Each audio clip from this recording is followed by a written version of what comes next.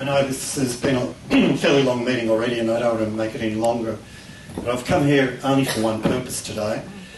And first of all, I have to explain a few things before I can come to that. You may have seen me at VOF meetings, and I am a member of VOF, and I've been trying to help you as best I can with my limited abilities to particularise your claim.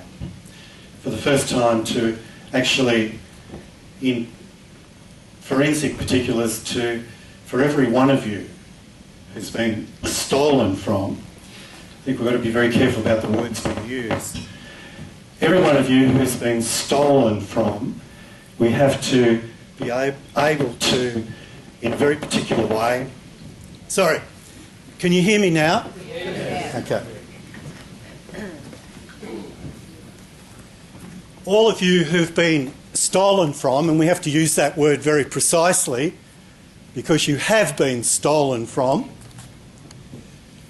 we have to find out how much each one of you has actually lost. And I've been trying to help in that task. It looks like in Wollongong alone, the theft is between $38 million and $42 million. Now, if a bank had have been raided and had have been stolen from, and $38 million had been taken from a bank in the main street of Wollongong, and every one of the depositors had been told, sorry, you're getting nothing back, it's your money. And if the police force had have said to you, we can't really find these people, and we're not going to bother anymore, but we'll give the job to tracking down these criminals to a firm of accountants. I'd suggest that there would be a public uproar. In this case, there should be an uproar. I've come to you today to speak not on behalf of VOF, but on behalf of Wollongong Against Corruption. Very quickly, it was an organisation formed in 2007. Two of the co-founders are here today, Councillor Vicky Curran and Graham Larkham, who is one of Australia's leading economists. And as a small group initially, we said that this city was administered by a corrupt organisation called Wollongong City Council. We called for a Royal Commission. As you know, an ICAC inquiry was formed and the rest is history. Unfortunately, we were vindicated by the finding that there was systemic corruption in this city. I've come today to speak specifically about this. Wollongong Against Corruption has received the transcripts of a Section 19 investigation which ASIC, a financial policeman, they are a financial policeman. There are some academics at Wollongong University who don't apparently understand that. But under the powers that ASIC have, they have the power to compel anyone in this country under their jurisdiction to provide information which is heard under oath, which is heard in camera, in secret, and the person examined has the right to claim privilege on the information which is given to ASIC under the investigation under Section 19 of the Act. Privilege means that the information that's given to ASIC cannot be used against that person in a criminal prosecution.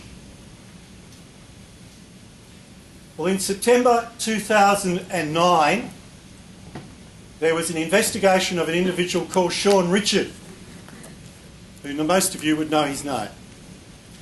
Sean Richard was the Chief Executive Officer of the Astara Strategic Fund, ASF, the hedge fund that all of you had money in. And Sean Richard gave that much evidence to ASIC. His first examination was on September the 11th, 2009, just after ASF and Trio Capital had been frozen. The regulators had stepped in. He was re-examined in 2010, in May 2010.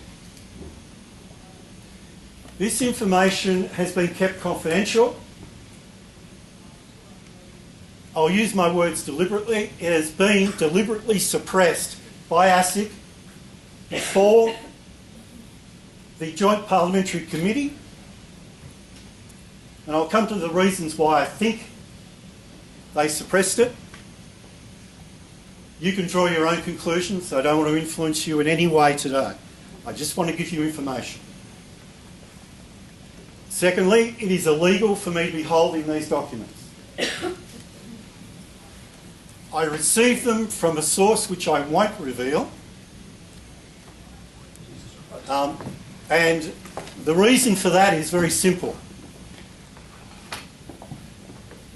When Professor Jones said that we had a regulatory structure that was dysfunctional and at the fringes corrupt, part of the way in which that's enforced is through fear.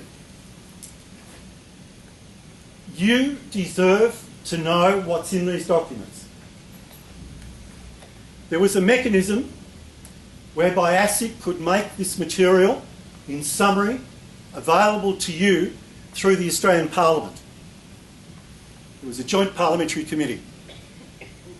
I sat there while Metcalfe, who is the chairman of ASIC, gave his evidence. His evidence in no way tallies with what's in here. I'm not exaggerating. In no way. Metcalfe gave the impression they didn't really know. I'm into my second reading of these documents. Well, I'd have to say, if Metcalfe doesn't really know, then he is either grossly incompetent or corrupt. Because no one who reads this could possibly not come away with the conclusion that Trio Capital was a criminal vehicle deliberately constructed by an international criminal organisation to steal over $150 million of Australians' savings. You couldn't come to any other conclusion. Not only that, Sean Richard, who gives this information in his examination in 2009, is very confident. He gives a number of replies to cover the crime. By 2010, the middle of 2010, Sean Richard is willing to give information on everyone. He's pleading for a reduced sentence, which he got. What? About 4 years in jail?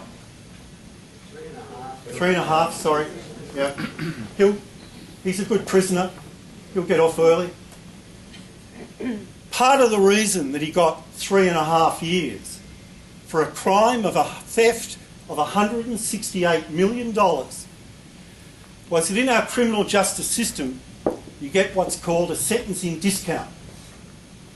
If you divulge information early and plead guilty early to charges.